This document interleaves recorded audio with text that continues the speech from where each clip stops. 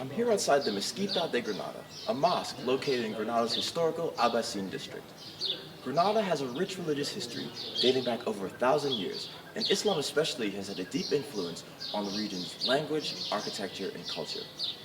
Despite this influence, however, Muslims across Granada and throughout Spain's Andalusia region face discrimination due to their faith and way of life. Some in the community say this is a result of a misunderstanding of what Islam stands for and what Muslims actually do in their place of worship. These are the mosque's public gardens.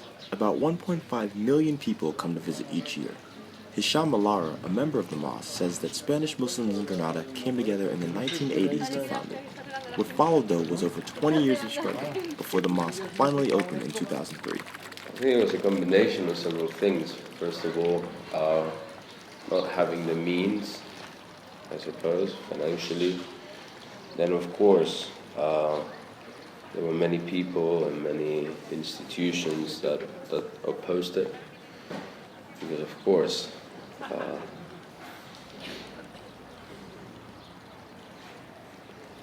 think about it. I mean, at the time, to a mosque of this caliber, of these dimensions, to be established is actually the very first mosque per se built with the purpose of a mosque in the Albaicín in the last 500 years, more or less.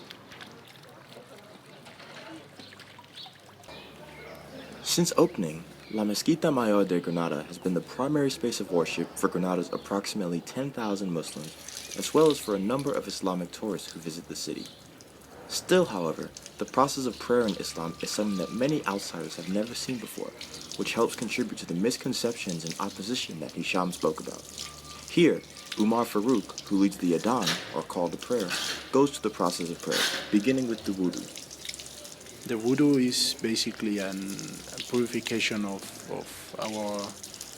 our body, let's say, which we have to take it before we enter to the mosque, or before we're going to pray, or we're going to read the Quran. And I'm going to do the adhan, which is the call for the prayer, and then I'm going to pray. It is obligatory to clean yourself before you're going to pray, because we during the day we do things like going to the toilet, or even taking money, which is there's dirt everywhere around, so you should clean before you pray.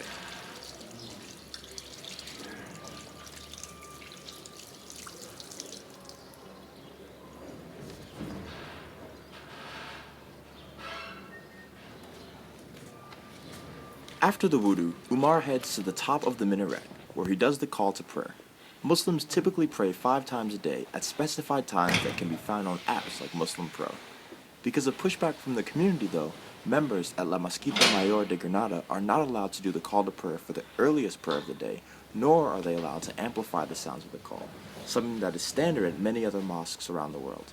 For those who work inside the mosque, this limitation forces them to be hyper-aware of the times they need to pray, as the call to prayer is often not loud enough to reach them in their offices. The call to prayer is given on the minaret, which is a platform at the highest point on the mosque.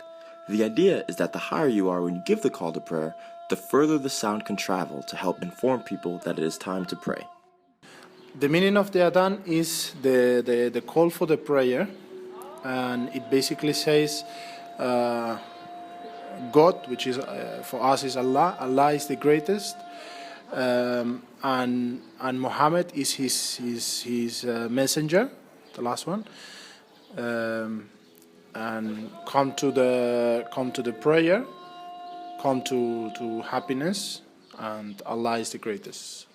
There is a story of the Prophet, which he asked Bilal, which was a new Muslim.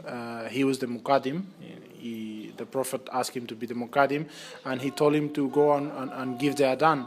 And he asked him to go on the highest part of the Kaaba, and he basically jumped on top of the Kaaba and gave the adhan, and everyone could hear him.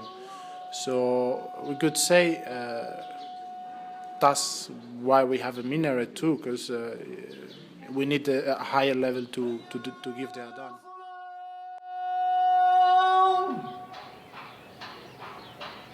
This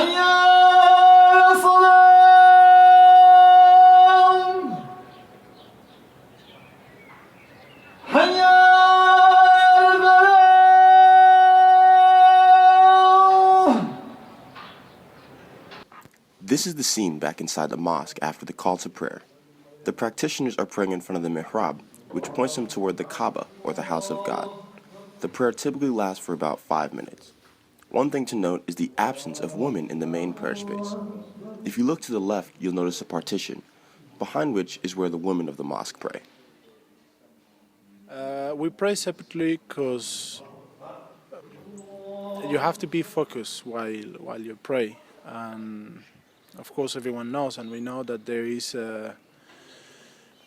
an in between men and women there is an attraction, natural attraction. So that's why we pray separately, so we can be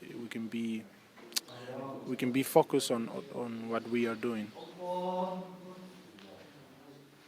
In spite of some of the challenges that come along with being a Muslim in Granada, Hisham Alara says the presence of a dignified physical space to worship is important to his community for multiple reasons. He recounted a story of his childhood about what prayer was like prior to the mosque being built, drawing a contrast with how Christianity is practiced and recognized across the city. I think it's important for the Muslims and for the non-Muslims to recognize that we live in a Estado de Derecho. How would you say that in the state of law? We live in a democracy, right? Where everybody is free to practice their faith. The truth about it is that we are not in the same conditions.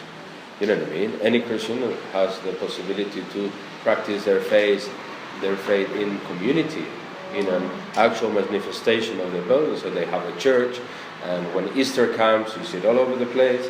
And when all these things happen, if they go to school, they have religious studies, and but for a Muslim, you were born here. I was born here. I'm Spanish. You know what I mean? Right. And my father is Spanish. And the fathers and the fathers of the fathers of my friends are Spanish. And the great parents are Spanish. The only difference is that their faith is different. Their faith is Islam. But they don't have a dignified, they don't have a decent place of worship. And why is it important? Because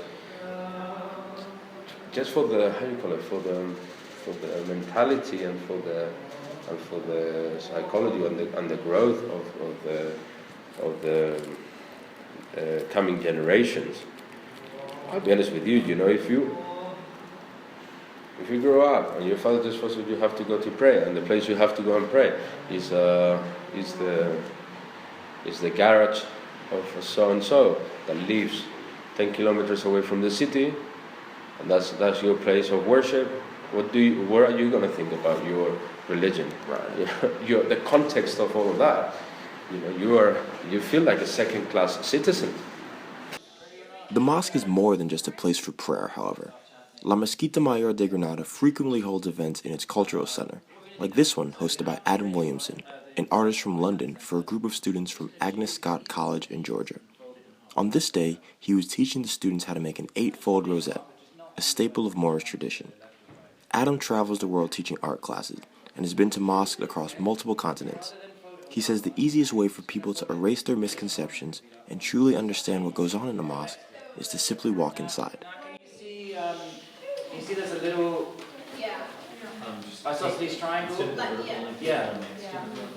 If you're confused, just hold it up to me and I can just tell you what to do. Yeah, that's good.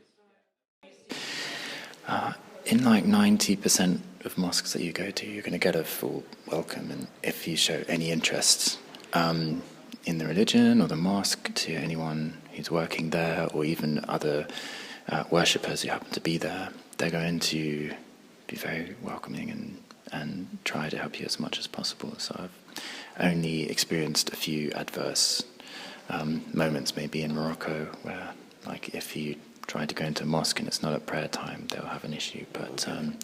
But any other country, Istanbul, Esfahan, Iran,